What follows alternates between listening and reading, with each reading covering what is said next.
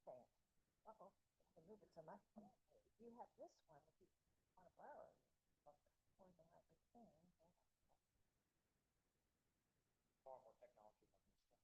Where's the better pointer? Okay. This is a. See, where's the back?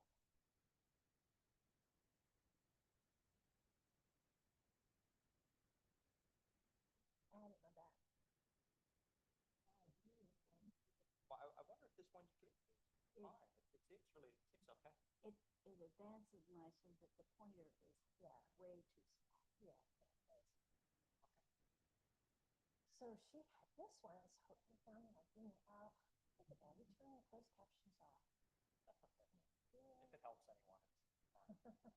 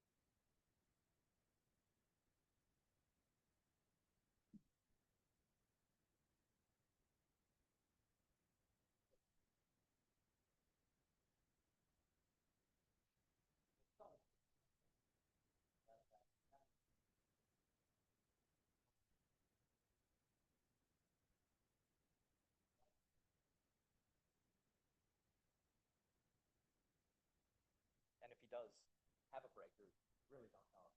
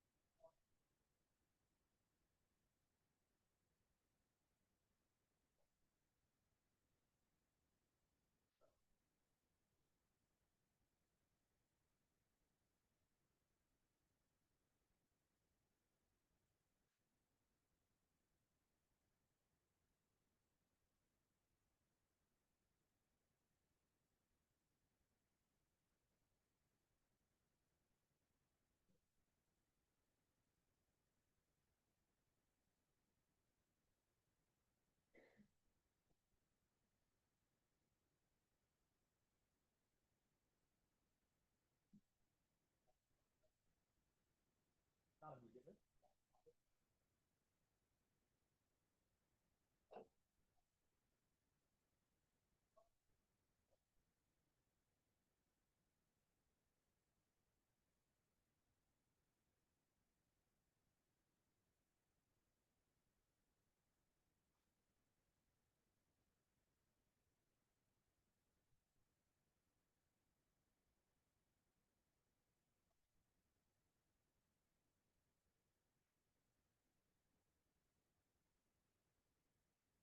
Essential.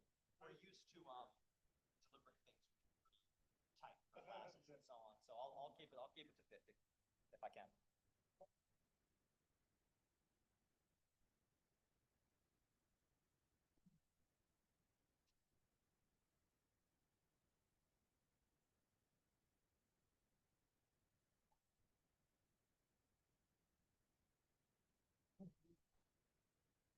Right, not right. But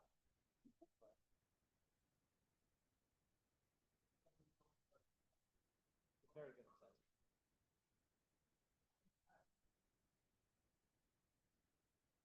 Yeah, a whole call, so if it goes longer than that. Yes.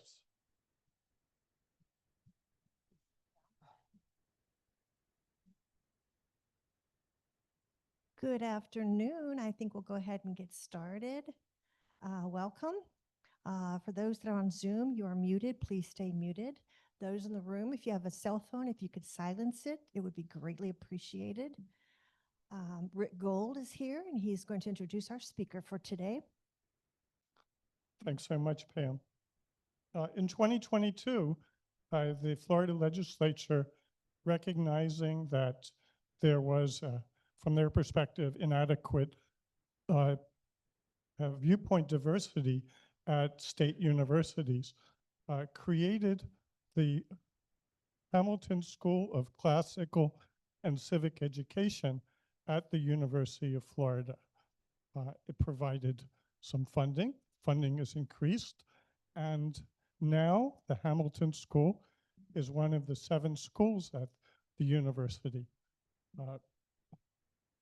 We at Institute for Learning and Retirement have partnered with many different parts of the university, but we have yet to have a presentation from someone from the Hamilton School. So today, Adam Lebovitz is going to present us about Dictatorship, a Modern Idea. Let me first go over for you the way that the Hamilton School describes itself today. It says the Hamilton School of Classical and Civic Education is devoted to research and teaching on Western civilizations and the principles of a free society. Here, students see past their horizons and prepare for lifetimes of leadership by studying the great works of the Western tradition and beyond.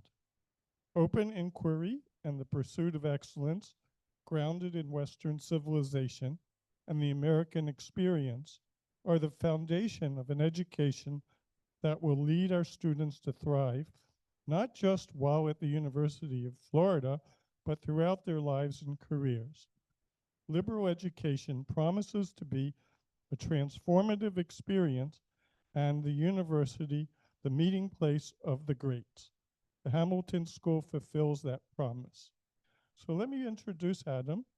He is an assistant professor of humanities at the University of Florida's Hamilton School, where he studies the political and constitutional ideas of the revolutionary Atlantic. His work has appeared in leading journals in the field, and his first book is forthcoming next year. His most recent article, Dictatorship in the American Founding, was published in the spring issue of the Journal of American Constitutional History. Before coming to Florida, Adam held research fellowships at Cambridge University, New York University, and the Harvard Law School. He holds a doctorate and a JD magna cum laude, both from Harvard University. Thanks so much. Okay, well, thanks. Thank you very much, and hold your applause. And it's a pleasure I will hold it closer, hopefully not too close. Well, I've got 50 minutes to work out the appropriate distance, so we'll figure this out. It's a pleasure to be here, and thank you for the invitation. And I will try, since you've been kind enough to spend your afternoon with me on a reasonably arcane subject, I will do my best to make it interesting. And so I want to begin here with the cover of The Economist magazine, a fairly reputable publication, despite being British, in May 2024. And the title of the cover story is America Dictator Proof? And of course, you can see that they illustrate this with this wonderful image of a marble statue of, that is, Julius Caesar clutching an American flag. And even in the summer of 2024, when they published this, that is to say, before the or the second election, I'm not sure what we're calling it, of Donald Trump, there was a sense of mounting anxiety, I think, in the American public sphere about the future of its future as a constitutional republic, and the stresses that are placed on the Constitution, in particular, by what seems to be an ever-strengthening executive power, exemplified, of course, by the Trump administration in its first and second incarnations, which is willing to, and we can discuss this more in the question and answers at the end, push the envelope, relatively, of presidential powers in all sorts of ways, which, you know, you can read every single day in the New York Times, a constitutional law professor coming to describe as sort of troubling or unprecedented. And so there is this mounting sense of ambient anxiety that America may not survive as a constitutional republic. And the word that we assign to this danger, this threat of hypertrophic executive power, is often dictatorship, as exemplified, of course, by the famous dictator Julius Caesar. Now, people aren't coming up with this idea out of thin air. That is to say, they aren't just inventing the idea that there may be a kind of ongoing threat to the constitutional fabric of the nation. And you can see here two examples of the current occupant of the presidency. The current occupant of the presidency, yes, I won't forget that, I'm sorry. I'll put it here and I'll try to stay more sedentary. The current occupant of the presidency making the case that he's willing to act as a dictator. He's willing to use this sort of very charged terminology, and then using one of the sort of classical dictatorial formulations in his signature mode of communication, a tweet, where he says here, he who saves his country does not violate any law. That is to say, there's a willingness to sort of arrogate powers to oneself, extraordinary powers, in the name of some supposed emergency. And this is, it's often thought, and I think thought not without reason, to be at the heart of the challenge that he poses to the American constitutional order. But what I want to think about today is this very curious term, dictatorship, which is this term that has come, you know, it's the term that's come to be attached to the particular kind of challenge that a powerful presidency, particularly a presidency which is willing to push the envelope in these various ways, poses. Now, I think often when we think of the word dictator, when we utilize the word dictator, we immediately go back to memories of the mid-century totalitarian or fascist governments. And that's the sort of sense here. This is an illustration from Vanity Fair, 1933, and it's called The Dictators. And you can see them all sort of lined up here. That's, of course, Joseph Stalin, Benito Mussolini, Adolf Hitler on the side. They're all doing the classic sort of Napoleonic pose, of course, with their hand in their shirt. That's Huey Long on the left with the sort of fish on his hat. Is the sort of the fish on his tricorner is the sort of junior member of this club. But so this is the sort of popular image that I think we often have of dictatorship. That is to say, people who are truly behaving in a lawless fashion, who are truly using executive power in such an unbounded way that it's difficult to describe them as belonging to a kind of constitutional order at all. And in fact, this is the standard meaning that has come to be attached to the word dictatorship. And these are two of, you know, could have given you 10,000 examples.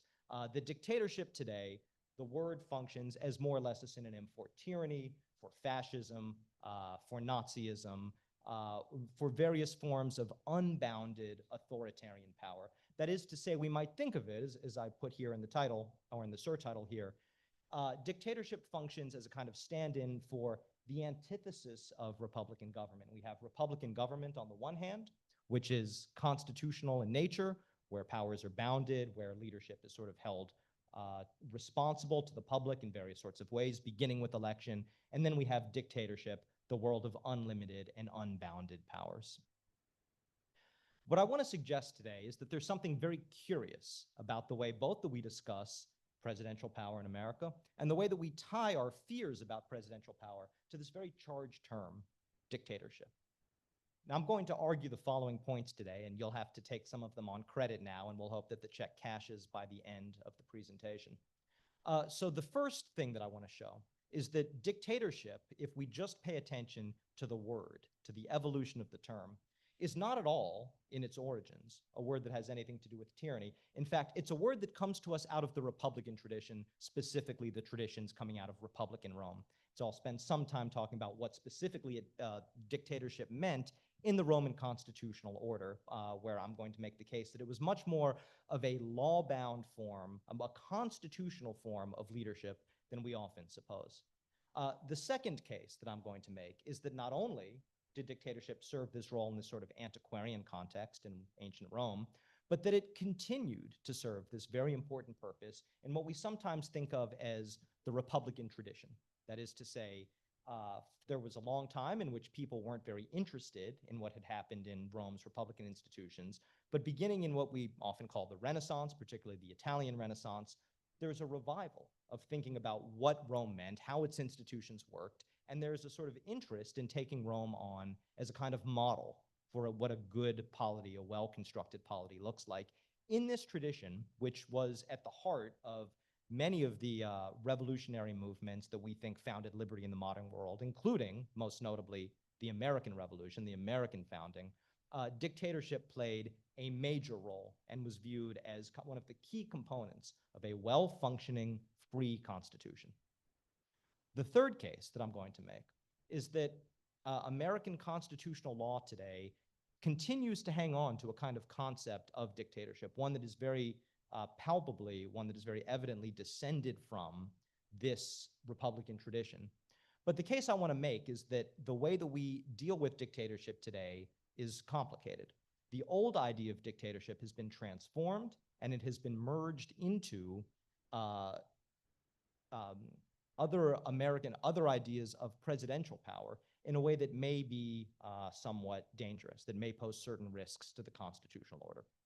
And the last thing I'm going to argue at the very end of the talk is that if what we're actually worried about today is unbounded power, unlimited power, unconstitutional power, it may be that the remedy, the place where we ought to look to repair this damage to the constitutional fabric, is not less dictatorship, is not to get rid of dictatorship or jettison the tradition or sever its ties to our constitutional order, but more dictatorship. That is to say, thinking seriously about what this institution meant to the Romans, as far as we understood that term, to the Republican writers who revived Roman constitutionalism in the Renaissance, in the early modern era, in understanding what they saw in the Roman dictatorship.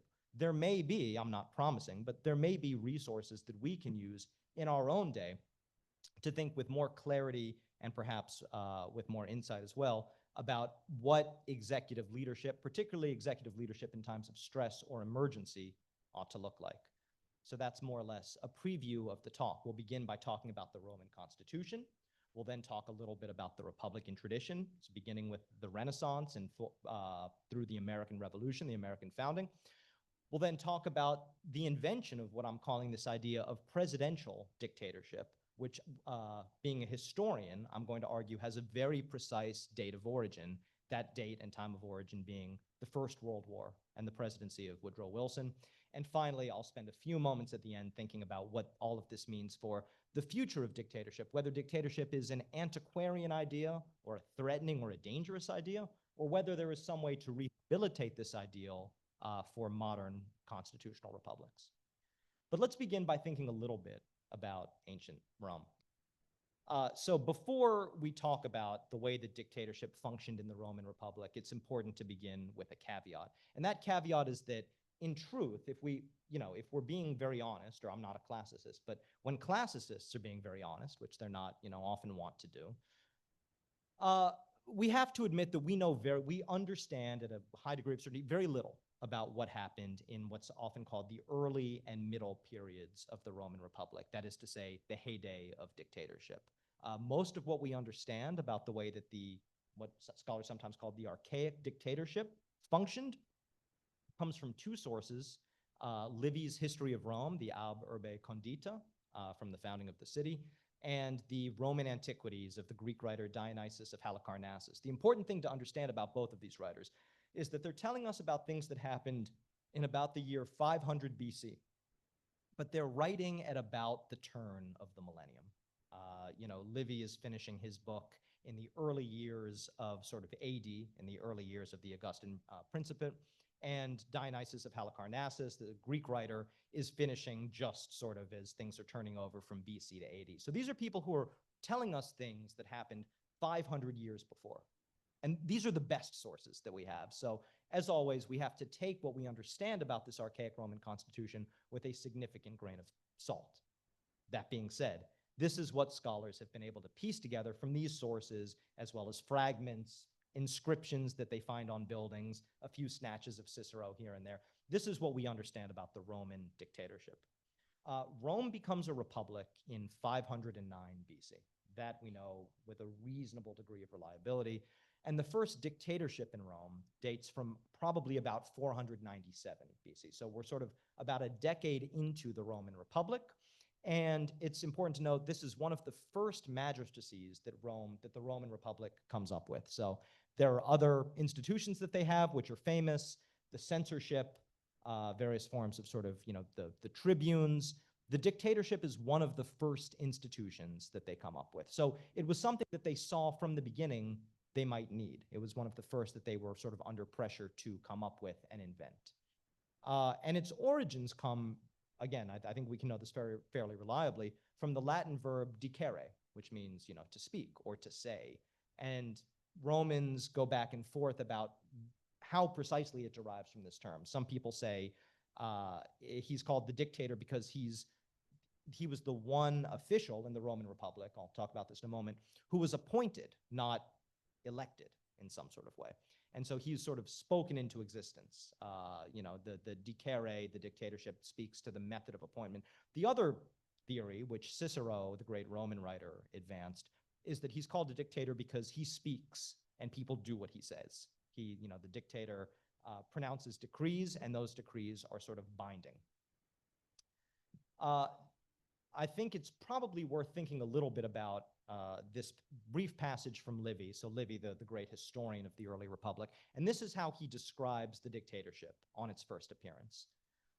So this is from the second book of his History of Rome, the Aberbe Condita.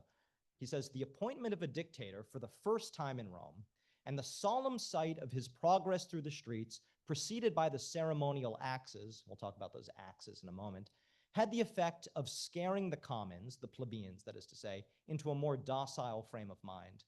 While there were two consuls sharing power equally, it had been possible to appeal from one to the other.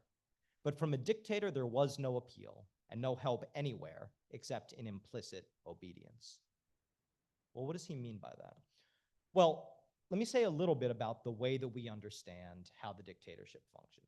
So a dictator was different from the ordinary executive magistrates who administered the Roman Republic in several significant ways.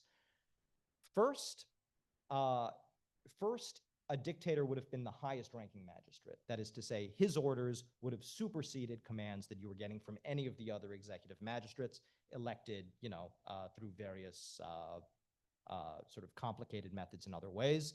The dictator was the highest of them, so he could countermand any of their orders. They could not veto his. The second, and in a way the most characteristic fact about the dictator, is that in the old Roman constitution, he is the only official, he's the only magistrate who doesn't have a colleague.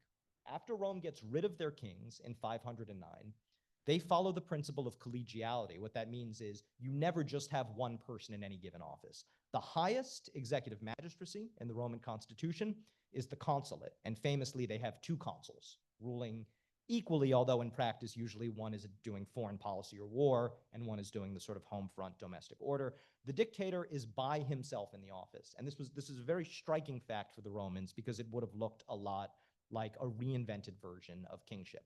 It's very important that he's by himself in office because the principle of collegiality doesn't mean you're free to do whatever you want and your colleague is free to do whatever they want. It means that if your colleague is doing something you don't like, you have what's called the intercessio collegae, the right to intercede against your colleague, to veto what they're doing. So the Roman constitution is replete with all of these different veto points. Anyone who's doing something, their colleague can always step in and say, even though they're not their superior, but they're equal, can step in and say, I don't agree with this, stop what you're doing. And they're bound to do so by the terms of the Roman constitution. So the dictator being alone in his office, not only is there no superior to countermand his orders, but there's no peer who can countermand his orders either. A dictator has what I've called here plenary power. What that means is Rome is electing lots of magistrates to do discrete kinds of functions or tasks. So, some people are responsible for maintaining good order, good morals. That's the sort of censors. Other people are responsible for staging big public festivals.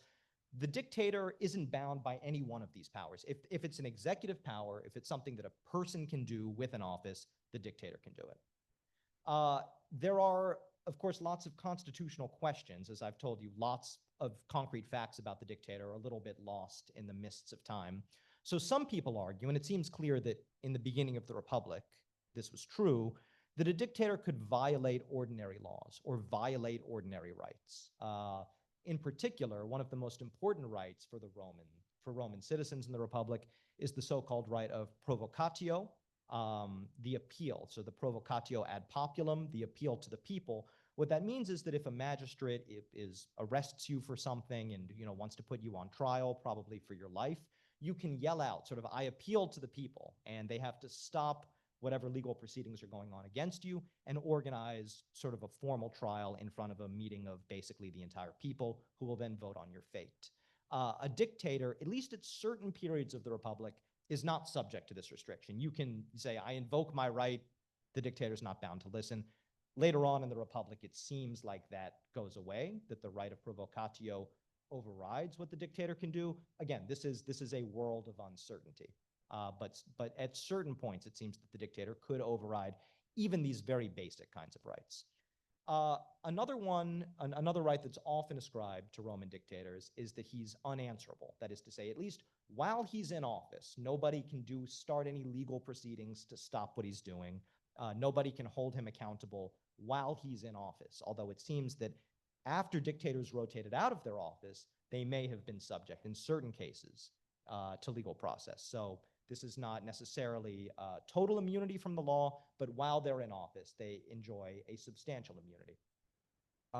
They are preceded by 24 lictors. That is to say, as a dictator travels through Rome, he's preceded by a bodyguard of men carrying the symbol, you've seen it's the fascist symbol, a bundle of rods with an axe at the end. And what Livy says in his history when he's describing the dictator, even in the passage that we looked at a moment ago, is that this is sort of terrifying. You see this guy walking through the streets of Rome, and he's preceded by this enormous bodyguard. Now, other Roman magistrates also had bodyguards. Consuls had 12 lictors in front of them. But this guy had 24, and there is just this striking visual aspect to this guy sweeping through the streets with 24 guys bearing these large ceremonial axes that would have made him seem, and symbolism, imagery is a very important part of exercising power, would have made him seem like an incredibly sort of formidable figure. And so the last question, the last thing to know about dictators is, well, what did they actually do?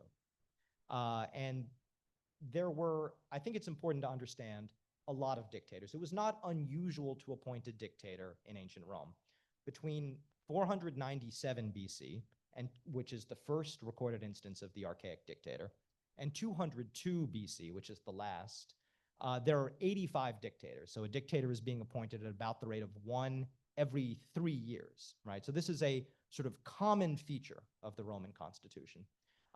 In most cases, they're being appointed to go to war or to lead sort of military expeditions.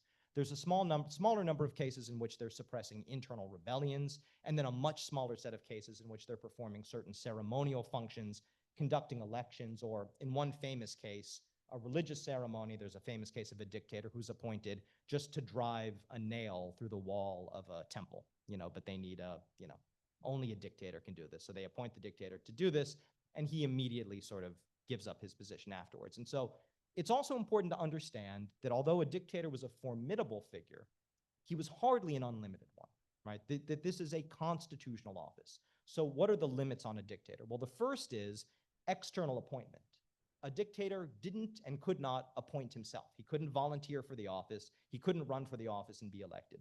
The only way to become a dictator in ancient Rome is the choice of the consuls. Here's the usual way that it went.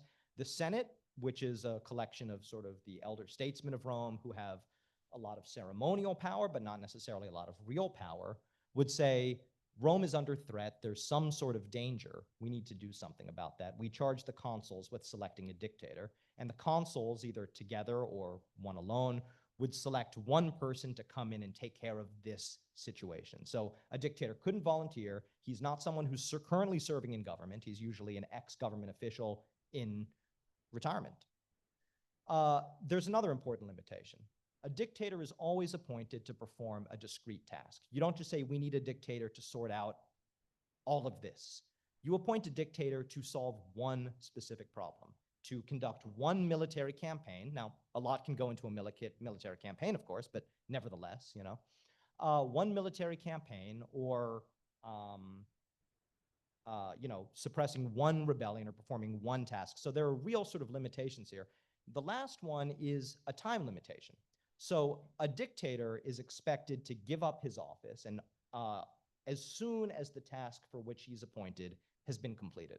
So the moment that it's done. So there are sources in Roman history which suggest that dictators often had a hard limit of 6 months. You could not be in power for more than 6 months. At the end of that, you had to resign your power, no matter if you had accomplished your task or not. That's disputed by historians today. We're not sure if that's true. What is clear is that most dictatorships were not pushing up against the 6-month limit. Most dictatorships were happening much, much, much faster than that. Sometimes, in many cases, a few days, sometimes a few weeks.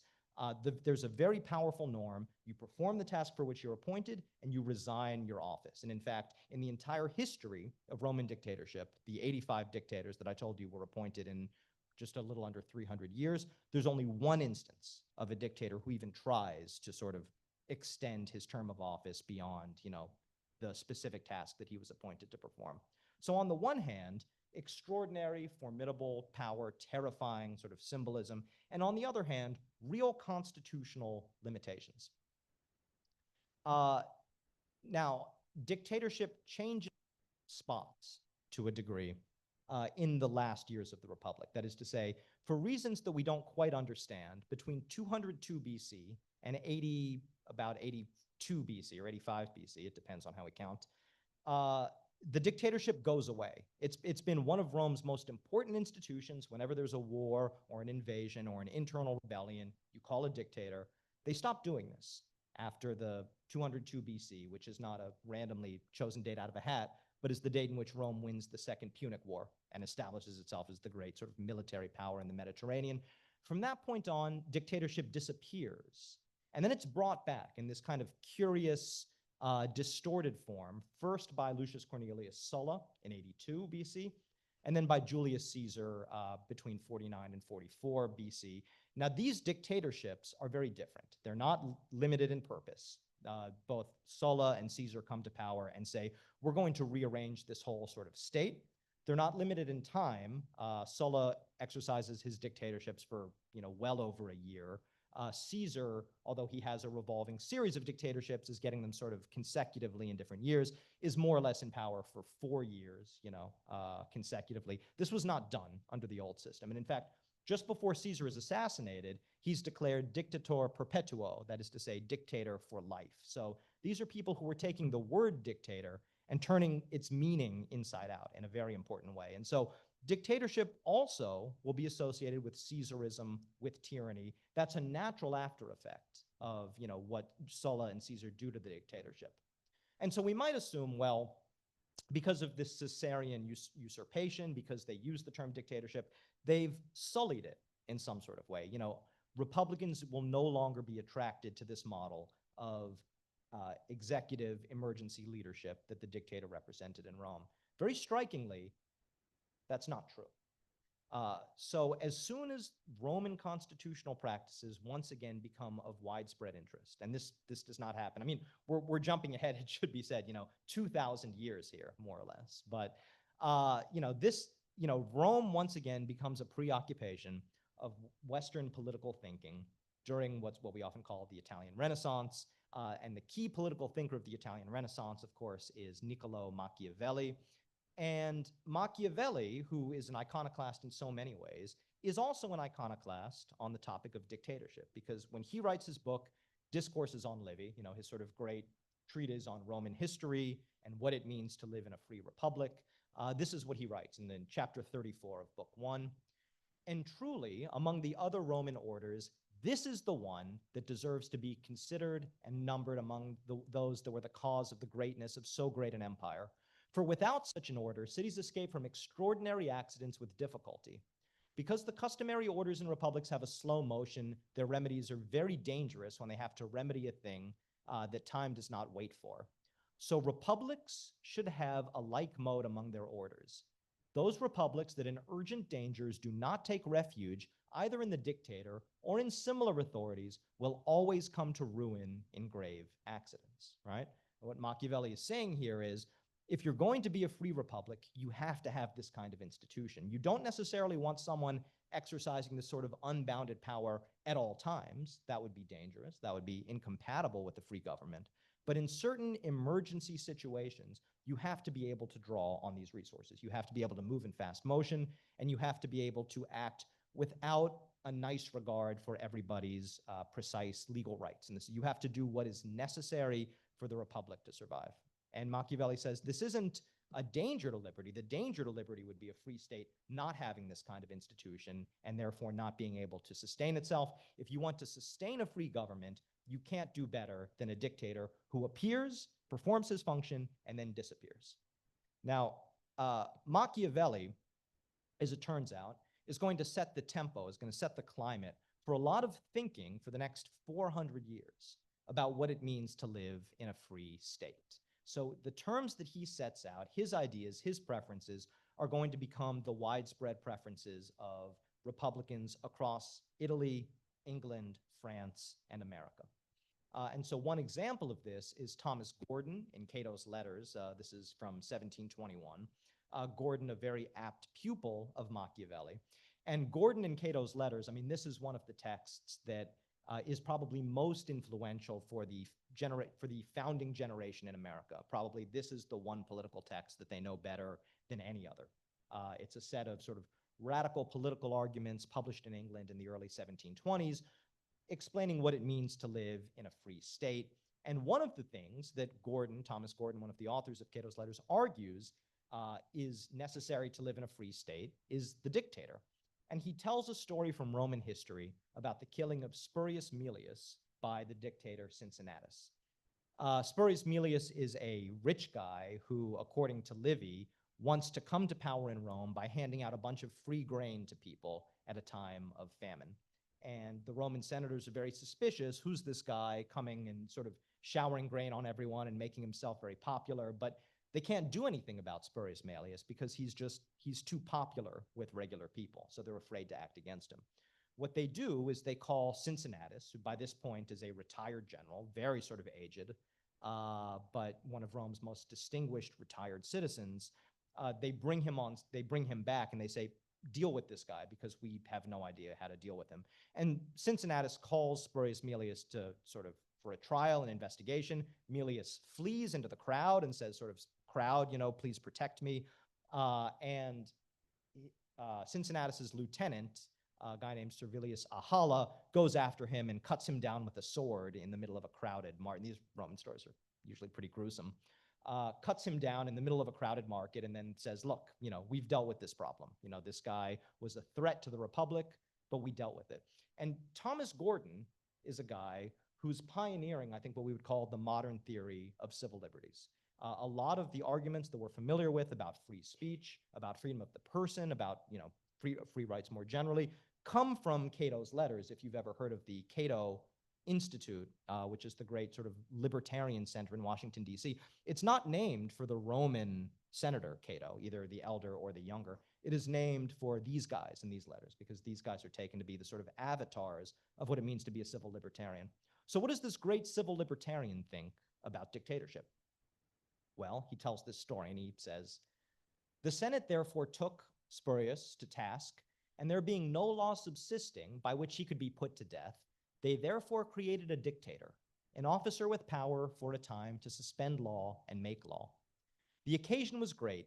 Cincinnatus was the man, a true and brave old Republican who worthily and boldly did his work and slew the mighty traitor. Spurius knew that his villainies were out of reach of the law, and he did not dream of an extraordinary method of punishing them by the Roman parliament. But he was deceived, and the dictator tells the people that being a sort of outlaw, he was not to be proceeded against as a citizen of Rome. So what does this great civil libertarian make of a dictator? He says, well, it's fantastic to have a dictator. You can't actually have a free state without a dictator because there are going to be certain people inside a republic who are too powerful to be contained by ordinary laws. Now, Gordon is thinking of Gordon is thinking of some of the rich men of his own time in England who had gotten rich in the so-called South Sea bubble, and then had sort of stuck England with the bill. People wanted to go after them in Parliament, but it was hard to do so, in part because of their wealth, in part because they hadn't actually done anything wrong under the laws, but people wanted vengeance. He says, well, this is exactly why you have a dictator, because sometimes you have great citizens, people who are too rich, too powerful. You need some extraordinary mode of cutting them down to size, or guess what? You're not going to have a republic for much longer. And so for Gordon, the dictatorship is ideal as a way of dealing with these great but sort of lawless citizens. These Machiavellian arguments are going to be about dictatorship as being a sort of requisite for a free political life, are going to be current right up until the eve of the American founding. And so here we see an example from Jean-Jacques Rousseau's Social Contract, probably the most famous and important book written about living in a free republic in the 18th century, probably one of the most important and influential books about politics ever written. And what does Rousseau say about the dictatorship? Again, this is one of the great expositors of liberty, the great expositors of freedom. Does he say, well, you can't trust a dictator, you can't trust anyone with these kinds of powers, this is going to destroy the republic? He says nothing of the sort. Rousseau says if Rome had kept the dictatorship, if they hadn't somehow, for some reason, gotten rid of it after the Second Punic War, they would have better preserved their own republic. The republic wouldn't have fallen to Caesar in the first place. So when Cicero, he gives the example, had to deal with the Catilinarian conspiracy, Cicero didn't have all the powers that he needed because he didn't have the full powers of a dictator. He had to deal with the conspiracy according to ordinary laws and ordinary methods, and these were slow and inefficient. And it turned out that Cicero actually broke the law because he put some citizens to death, and therefore Cicero himself was prosecuted. Rousseau says this is all a mess. A republic has to be able to appeal to some great figure in extraordinary cases who can act sometimes without regard for the law, and yet is nevertheless a law-bound institution. And this is an important part of keeping a republic free, right? It's not the death knell of freedom to have this kind of institution. It is what keeps free, it's what protects a free state and what keeps freedom vital. And, I'm not going to spend a lot of time arguing this, although as Rick said in the introduction, I did just publish a long piece on the importance of the image and idea of dictatorship in the American founding, which turns out to be substantial. And if you've been following this chain of Republican argument from Machiavelli forward, maybe this won't be surprising. I mean, the American founders were men who were steeped in this Republican tradition, who had read Machiavelli, who had read Cato's letters, who had read Rousseau, who took these arguments seriously. And if you were a Republican in the 18th century, it was sort of, it was almost common sense that to coin a phrase, that you would need some institution like a dictatorship in times of war or stress or emergency. And in fact, this is precisely what the American founders thought. And you can see here in this image, this is a French illustration of George Washington. I'll just read the legend. It says, George Washington, général en chef de l'armée anglo-américaine, nommé dictateur par le Congrès en février. So you can see, this is not a polemical point about George Washington. They're not trying to say, can you believe that this terrible guy is acting as a dictator? This is an admiring portrait of George Washington from a French admirer in 1777 saying, well, of course he's a dictator. This is what republics do when they're challenged. This is what republics do when they're under stress. This is not, again, the antithesis of freedom. This is how you preserve freedom. This is how you preserve republicanism. And I won't get into it here. We can talk about it in the Q&A, but there are lots and lots and lots of arguments that Washington both had behaved as a Republican dictator in precisely this way. This is the case that his friend Richard Henry Lee is making in this letter of 1781. And also that Washington ought to behave more like a dictator in the future. There are lots of people who warn America is going to lose the war if it doesn't take even more seriously the principle of Republican dictatorship and give Washington the powers that he really needs to see the war through. So I think that this takes us up to about 1800. And I think hopefully what we've seen so far is that although today dictatorship is a kind of, functions as a kind of boogeyman, it's the sort of specter haunting a republic. It's the antithesis of what it means to live a free Republican life. If we back up, if we take the tradition seriously, if we investigate the history of the word, this turns out to be completely backwards, right? Not completely backwards, but let's say 270 degrees, backwards, turned around. that a dictatorship was not, the outgrowth of, it doesn't come out of a tradition of tyranny. It doesn't come out of a tradition of autocracy. The idea comes out of the Republic, and it functioned for a long time for Republicans in the Renaissance, the early modern period, precisely as it was always intended to function by the Romans. That is to say, they didn't turn the meaning around. What dictatorship, when people are saying Washington is behaving as a dictator, they mean more or less the same thing as what the Romans would have meant. In an emergency, these are the resources that a republic has to call on if it wants to survive. And in fact, this isn't a moment of autocracy, but it's a kind of law-bound institution with certain kinds of limits. When they wanted to make Washington dictator, they granted him powers for 6 months at a time. I mean, that 6 months is no coincidence, right? And so no one thought that being a dictator meant you could do anything you wanted. You could tyrannize over people. But they did think it meant that, yes, sometimes there are certain moments in the life of a republic where you need to call on these extraordinary resources. And that doesn't mean that you're any less free. It doesn't mean that you live any less in a republic. Well, I think something curious happens to this tradition in the 20th century, although it doesn't only start in the 20th century. You can see here an extract from Harper's Weekly in 1863. Harper's Weekly is a very strongly Republican magazine, which is taking a very strongly pro-Lincoln line in the middle of the Civil War. And what they say here, I'll just summarize, is that, they're congratulating the recent session of Congress because it's effectively made Lincoln a dictator. They say a dictator in precisely the Roman sense, that Lincoln has been given these powers, right?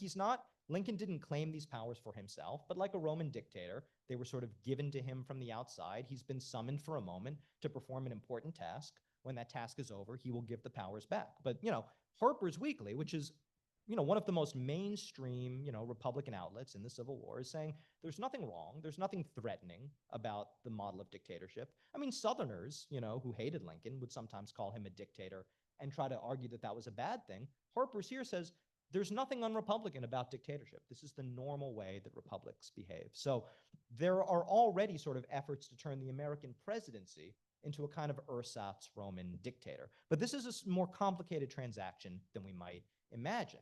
I mean, we can already sort of note the differences. A dictator doesn't appoint himself, doesn't run for office. He's someone who's not in government, who's pulled out, on an emergency basis.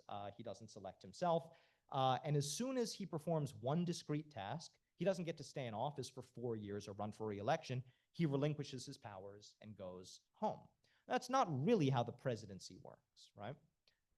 But in the early 20th century, and in particular in the vexed moment around the American entry into the First World War, there begins to be an argument that the American presidency needs far, far more powers than it has heretofore been accorded. And they need a president who's going to be able to do all kinds of things at once. Yes, supervise the buildup of the American army, act as commander-in-chief for troops overseas, but that's hardly all. I mean, the powers that Woodrow Wilson will end up exercising during the First World War, particularly domestically, be sort of astonishing, and they're astonishing to his contemporaries. The Espionage Act, the Wilson supervision of what becomes a large sort of surveillance apparatus. The American government takes charge of many aspects of the domestic American economy to reorient it for war manufacturing. Now, by the time that America gets to the Second World War, it's gone through this experience once already. It's not quite so alien. But in the time of the First World War, this is sort of shocking stuff, and it's sort of jarring, and it's disturbing to many people. And so they're grasping for ways to understand what it means to give President Wilson all of these powers, and how this can be reconciled with life in a free republic. And surprise, surprise, the model that American politicians and public lawyers begin to turn to is the model of Roman dictatorship. So I've got here one somewhat surprising example. This handsome gentleman is Senator Warren G. Harding of Ohio. And this is an interview that he gives to the New York Times in August 1917, the headline of which is, "America Needs a Dictator." And what he says is, Wilson is not of my party. Of course, Harding will be the president who replaces Wilson, who's elected in 1920. He says, Wilson's not of my party. Nevertheless, if we're going to win this war, we have to take the war seriously, and we have to give him these powers. And when the New York Times says, well, isn't that sort of threatening? I mean, we're fighting autocracy overseas, and it seems like you want to recreate autocracy here at home. Warren G. Harding gives a very simple answer. Not at all. This is perfectly in keeping with the tradition of Roman dictatorship, and so he says, Mr. Wilson is our president, duly elected. He is already, by the inevitable force of events, our partial dictator. Why not make him complete and supreme dictator? Wilson, of course, is the party opposite his. And he continues, my own conviction is that the world is aflame and we have a republic to save. We can't do it with the processes of republic in peace. If under a supreme director, we can, sorry.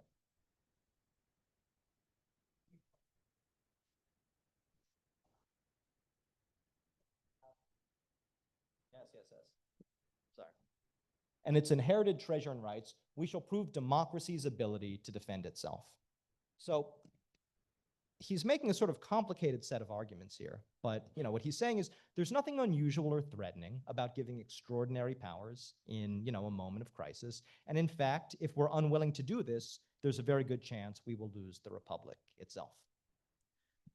These arguments, I think it's important to understand this isn't just Warren G. Harding freelancing or coming up with his own sort of crackpot arguments. These same arguments are being voiced by the greatest legal minds in America, America's most important public lawyers, who are grappling with the question of what it means to give the presidency these powers, and whether, if we give President Wilson these sweeping powers over domestic production, over foreign policy and the conduct of war, whether we're still a republic. And so this handsome gentleman with the beard is Simeon Baldwin, who is the longtime professor of law at the Yale Law School. And at the time that he's giving this speech to the American Bar Association, has recently concluded a term as governor of Connecticut. So he's a very important figure. He's considered one of America's leading public lawyers, leading voices on public law. And what does he say? Because I think this is the sort of crucial transaction. It's one thing to sort of say, well, the Romans did something roughly similar, but the Romans, it wasn't perfectly similar, right? The Romans have a specific institutional way of doing things, which is very different. They appoint someone from the outside. It's not someone who's currently serving in office, because if you are giving powers to someone who is currently serving in office and who's going to remain in office after you give him these powers, there's a lot of very obvious dangers that travel along with that. You might say, well, I need these powers now for an emergency, but when does that emergency end? People tend to want to hold on to the powers that they've been given for special circumstances and find a way to make these emergencies permanent, so to speak. So what would it mean to recreate the things that we like about the constitutional practice about dictatorship in the modern world? And this is what Simeon Baldwin says. So he says, Carlyle, this is the great sort of British writer Thomas Carlyle, 19th century. Carlyle said that the reason the Roman Republic had so long a day was because in emergencies they appointed a dictator or gave the consuls dictatorial powers to see that no harm come to the republic. We, in the oldest American republic, have been wiser still. We are not always provided with a dictator. We are always provided with a dictator.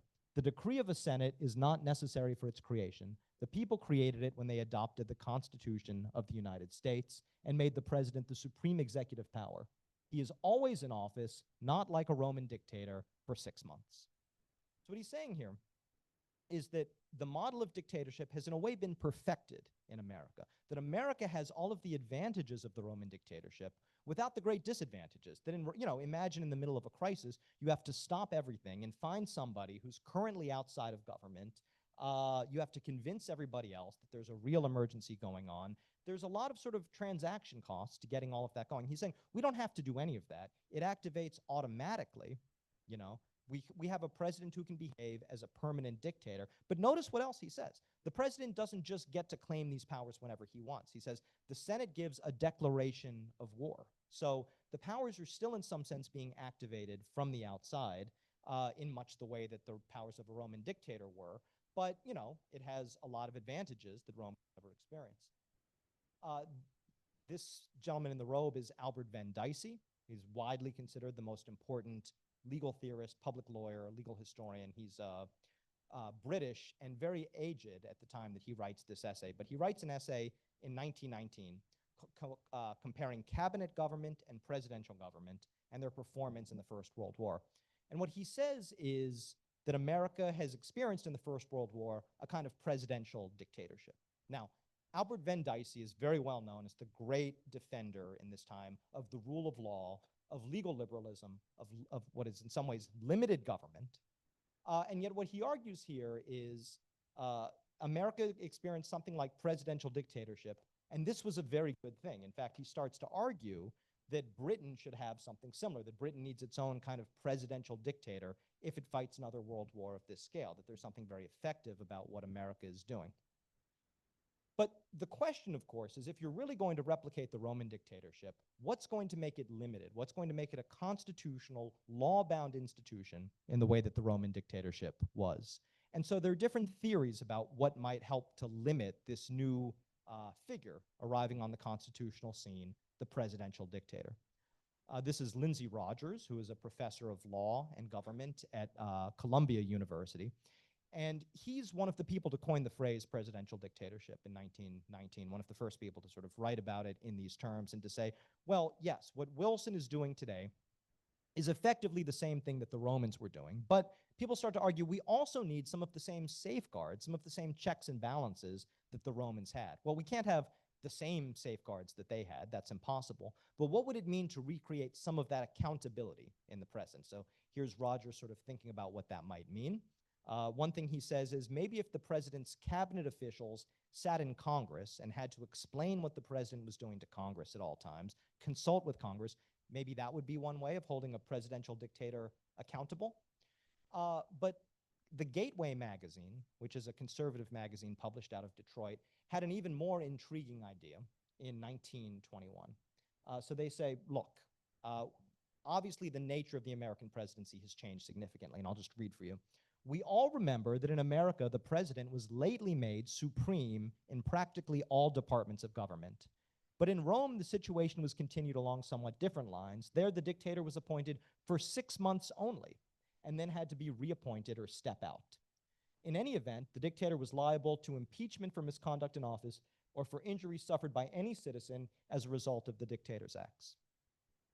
So what Gateway magazine is saying here, in effect, is, well, yes, we've given all of these powers to the president. We've given him the powers of a Roman dictator, but we haven't given him the accountability. We haven't brought along with that the checks and balances that pertained in Rome, that applied in Rome, that prevented this from becoming a sort of runaway autocracy. And so what can we do to recreate some of that same accountability? And this is what they come up with, a proposed constitutional amendment.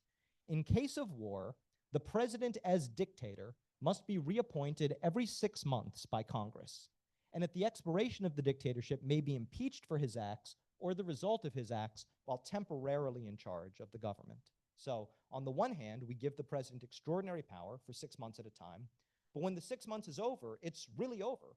The powers have to be relinquished, and there's going to be an inquiry into how those powers were exercised to make sure that it was done appropriately, that any violation of rights was really in the interest of national security and not, in the interest of the president personally or just in the interest of exercising runaway sorts of powers. So just to sum up, I think what we've seen here, on the one hand, in the First World War, we see a gradual merging of emergency powers that formerly attached to a separate and highly specialized institution. All of this gets brought inside the structure of the American presidency, into the everyday executive with obvious consequences and dangers.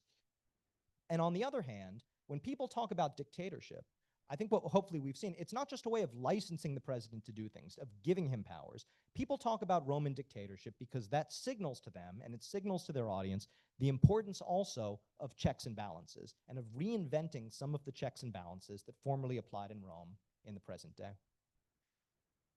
And so what does any of this tell us about the specter of dictatorship today? Well, one thing it tells us, I think, is that we no longer talk about dictatorship in the way that our ancestors did from, let's just be a little polemical here, from ancient Rome until about 1920 or 1930. We might say, we talked about dictatorship one way for these millennia, and we no longer talk about dictatorship the same way. It's changed its meaning, and it's changed its valence. We used to think that it was a good thing, or at least a neutral thing, and now we all have the sense that it's a bad thing. Well, how did that happen? Well, that's something I'll mostly leave for the Q&A, but I will give you this quote from Lindsay Rogers, the Columbia professor again, who's explaining in 1950 Yes, in a lecture to the American Philosophical Association, yes, we used to talk about dictatorship. I wrote an essay on presidential dictatorship.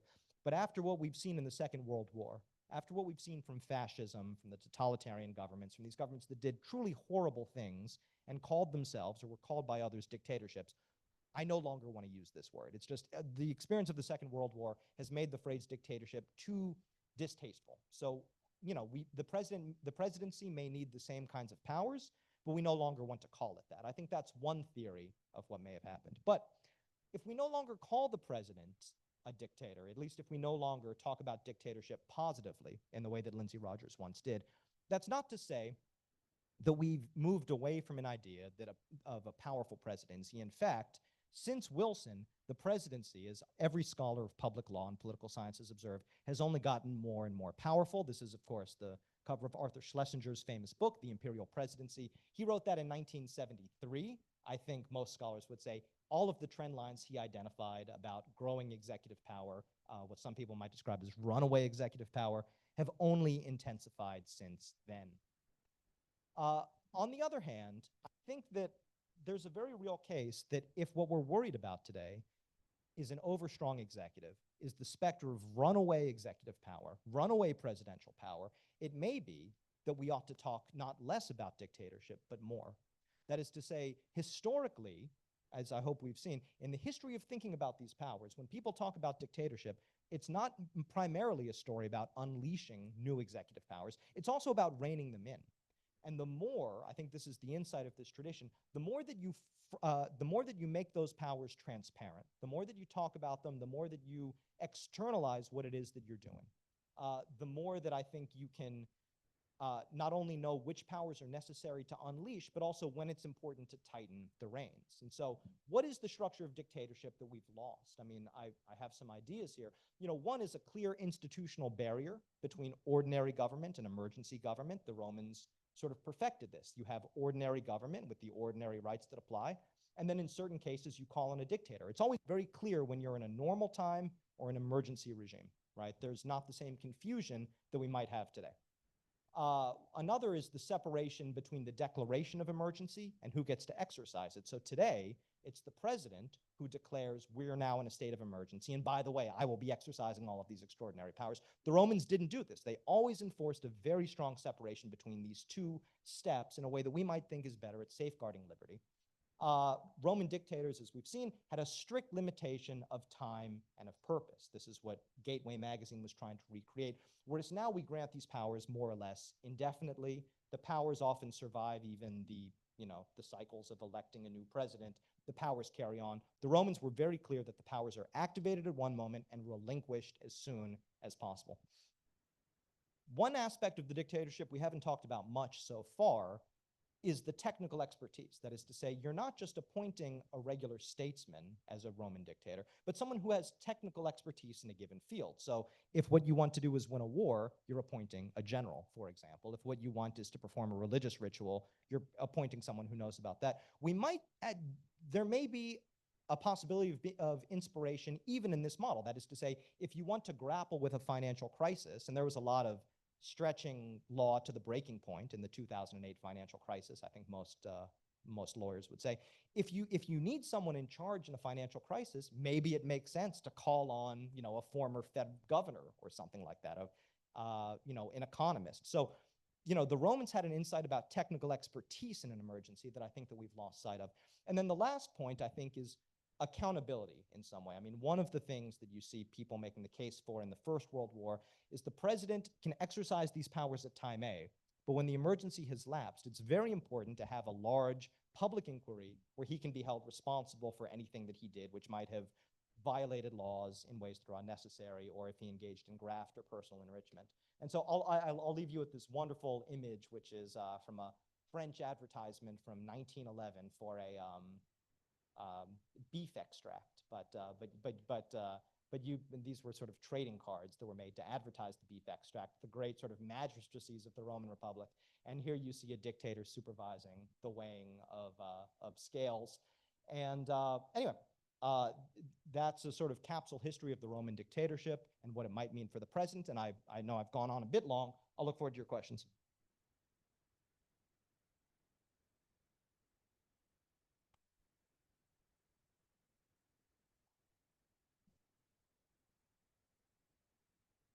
Okay. That was wonderful. Thank you for sharing those insights. Are there examples in which there was disagreement as to what constituted an emergency? It's one thing to say, okay, they bombed Pearl Harbor, we are now in emergency, but give us a little bit of an insight into that. Yes, I mean, I think that this is, in public law, one of the most difficult questions is, people are going to subjectively disagree about when emergency is obtained. And so what do we do with that? One thing we can do is, there's just an institutional argument that we can make that if you have a body which is going to declare a state of emergency, which is not going to speak crudely, benefit from it. That is to say, the Senate might declare an emergency, or the consul might declare an emergency, but they don't exercise the power. In fact, the consul is going to be embarrassed, humiliated in some cases, because they're being told, this is too big for you to handle. You're going to have to give this up. So we might think, without getting into the specifics in any given case, if you enforce that kind of separation, if someone's willing to declare an emergency who's not going to use the powers themselves, then maybe you do have objective circumstances that can warrant that, if you can get that kind of sort of agreement. But beyond that, of course, it's difficult. I mean, one of the reasons why a lot of the American founders are very skeptical about emergency powers, about dictatorship, and in the essay I wrote, I give the example of Hamilton, is that they think, look, this is nonsense. If you want power, just give the government power and empower the people who you've put in place to do what they need to do. But if you start talking about emergency, people are going to disagree about whether there is an emergency, and then you've just invited a whole other unnecessary argument. I'm the president. I was elected, to execute my office in the way that I see fit. This is how I see fit. I have the powers to do so. If you can stop me or override my vote or impeach me, then please go ahead, right? But to get into the metaphysics of, is there an emergency situation, is, yes, always very tricky, because people are almost inevitably going to disagree. In Rome, this took on a very specific character. Now, in Rome, people didn't usually disagree when they were being invaded. You're being invaded by the Gauls. You don't want to be ruled by the French, obviously. So, people have a very strong sense, yes, this is a real emergency. But very often, I mean, in the quote that I give you from Livy, very often in Rome, the patricians were accused of declaring an emergency, that is to say, insurrection or sedition by the commoners, by the plebeians. What was the emergency? That they were asking for things, that they wanted political power. That was often the emergency. And Livy says very clearly, well, when the dictator comes in with his 24 lictors, it's sort of, the people are asking for all these rights and, privileges, and they're terrified into submission. So the Roman aristocracy comes to really like and rely on and probably exploit the dictatorship for this reason. So the Romans were very aware of this sort of strategic use of dictatorship. Did they have an answer for it? I don't think so. I think that the people who wrote these histories, Livy especially, were quite comfortable with aristocratic domination, probably wrote their histories in the age of Augustus to vindicate aristocratic domination. So yes, there was often a thought dictatorship was kind of allied with the powers that be, so to speak. Absolutely. It is. And I think we can ask whether, do we think that's still true today? Do we think that the safeguards that people have tried to come up with would replicate these effects or not? Hard to say. Adam, could you respond to a question online? Starting with, at its core, this anodyne view. This anodyne view of the need of dictatorship appears to have little regard for the traditional role of citizenship in a representative form of government. Either individually or in collaborative deliberation, the citizen is not trusted to exercise good judgment, learn how to contribute to good judgment. If we abandon the liberal view of good citizenship, well, there's two things here. One is the liberal view and one is the view of good citizenship. So, Machiavelli, who I think I've sort of placed at the center of the talk, is someone who believes very much in good citizenship. I mean, I think if we wanted to distill Machiavelli down to a sentence, it's the ideal of good citizenship. Now, good citizenship for him doesn't mean being nice to people all the time. What good citizenship means for Machiavelli and for the Machiavellian tradition, and there really is a Machiavellian tradition. One of the most important books in my field is John Pocock's 1975 book, which is called The Machiavellian Moment. And this is a sort of history of ideas of freedom and living in a free state. So it all, in some sense, does begin with Machiavelli. Well, Machiavelli takes the idea of citizenship very seriously. Citizenship means you're going to sacrifice your own well-being for the good of the state. Machiavelli is interested in certain ways in deliberation, but he thinks there are moments to deliberate and there are moments when you need action. And there are going to be emergencies, or what Machiavelli calls, accidenti, accidents, where you need to be able to have fast motion, dispatch, decisive acts. You can't sit around sort of deliberating everything in the committee the whole time. That's just, I'm not saying this, but Machiavelli is saying that's just a sort of fact of life. That is a fact of political life. But he doesn't think that means that the people have no role in politics. In fact, Machiavelli takes on all of his contemporaries and saying, you can trust the people, you can rely on the people. The people you can't trust, Machiavelli thinks, are these aristocrats, actually. You can't trust rich citizens because they're going to think about their own well-being, but you can trust ordinary people. So Machiavelli is someone who takes the capacities of the ordinary citizen seriously. He's someone who certainly believes in good citizenship. I'm not sure we could call him a liberal, but who also thinks all of what I've just described is perfectly compatible with occasional, not all the time, but occasional reliance on the institution of dictatorship. So he doesn't see the same tension there. But of course, if we think that a decision is only legitimate if we've all sort of talked it over and had a chance to say our piece and gone sort of slowly and deliberately, then yes, I mean, that is going to be incompatible with this doctrine of emergency action, emergency power. And it's one of the things which I think always makes this kind of liberals who privilege deliberation and discussion, very uncomfortable. But this tradition is, it's just a fact that it's of our own American traditions and what we've always thought make for free institutions. Other comments or questions?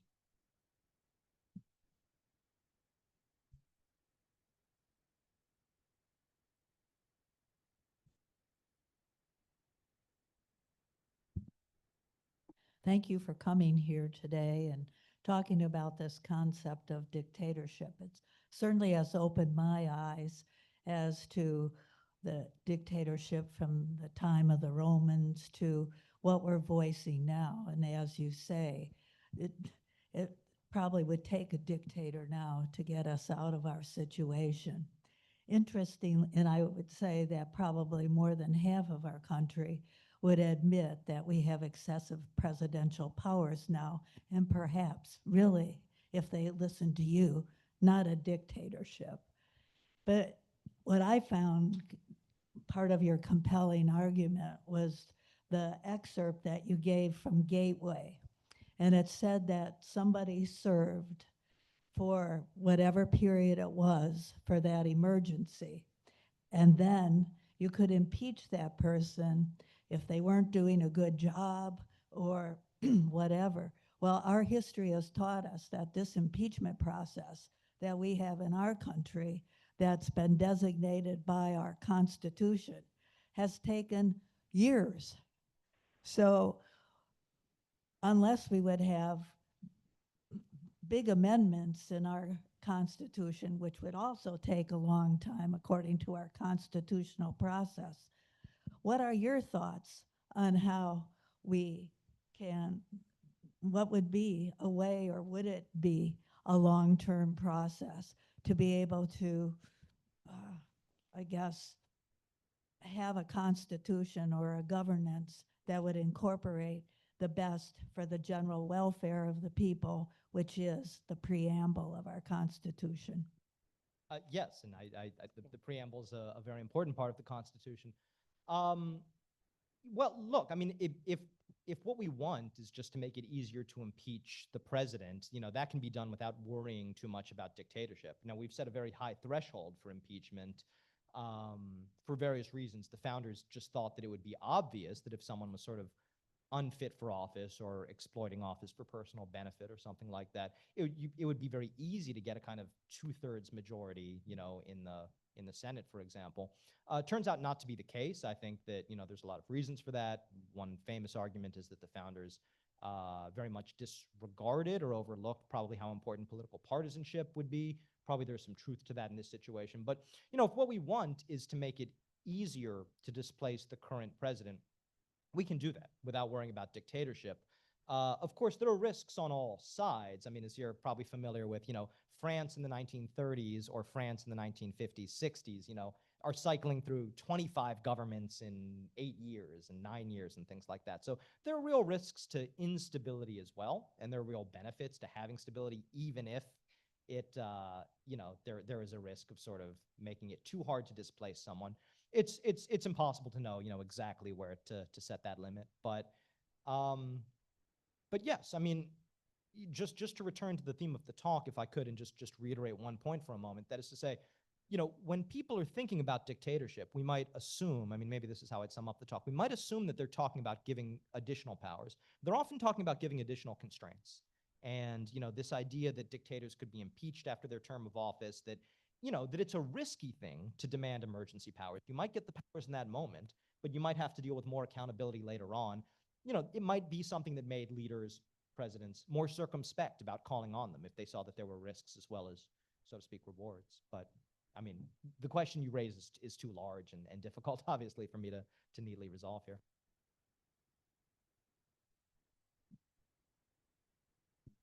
I thank you for that. That was very enlightening, very interesting. Makes me want to go back to school a little bit. But my question Yes, is, please. I assume you've taught this to several, I won't say generations, but at least years of students. What message do the students take from your, and I'm going to overstate this, glorification of the past, or reference to the past as gospel, or for want of a better word? What message do they take? Do they take away that dictatorship isn't so bad, maybe because we have to be able to handle things? Or do they take away the constraint message? Yeah, well, I mean, so I should say I'm an intellectual historian, and I think what I try to do is study how concepts evolve, get inside them, try to show the ironies, that sometimes ideas that we think stand for one thing really used to stand for another, or vice versa. I'm not actually here as an advocate of, expanded or contracted presidential powers or anything like that. I think I'm more here to try to show ideas that we think might go together, might not go together, and ideas that we thought might not go together could come together, such as dictatorship and constraint or accountability in this case. I haven't taught this material to undergraduates, I have to say. This is the subject of like reasonably new research, so I haven't yet taught a class on it. But I have taught students Machiavelli, for example, and so we looked at, book 1, chapter 34, which is one of the great sort of, landmarks in the discourses on Livy. I think on the one hand, I don't think of myself as someone who glorifies the past. I worry sometimes about some of the official verbiage on the website for this reason, because it makes it sound like all we do is go around talking about how amazing everything in the Western tradition was, or what. And that's not the case at all, right? We're here to study it because it has obvious importance, because obviously it is a source of insight and wisdom, but it's not not to be worshipped or anything like that. And neither would I suggest that people we looked at, whether that's Machiavelli or the Romans or public lawyers in the First World War, I wouldn't want to suggest any of these people got things right. I just want to suggest they're seeing things differently than we see them. And maybe that's interesting. Maybe that teaches us something, but I would never suggest there was more wisdom. Well, yeah, in the past, just because, I mean, there is no equivalent today, I don't think. But in general, we don't read about the past to venerate it. There are things that can be learned from it. But, a lot of what I'm interested in is the dynamic movement of ideas, the motion of ideas, the way that they come together and come apart. But I will say that students, in my experience, and I've taught this stuff this kind of thing for many, many years, love entering into this stuff, in part because it's familiar. I mean, you can read things in Machiavelli and say, oh my God, this reminds me of something that I just read about in that newspaper yesterday.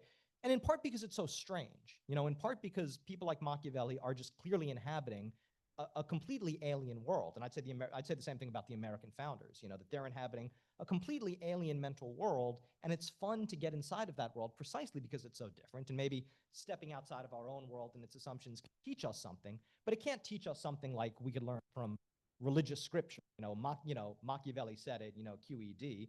It can teach us something because, it's very brilliant guy, but also who was living in a world which is like ours and unlike ours. And that's, I think that creates a tension that's kind of productive. Maybe I've talked around your question more than answering it. I don't know. We have time for maybe one more question. If not, let's thank Professor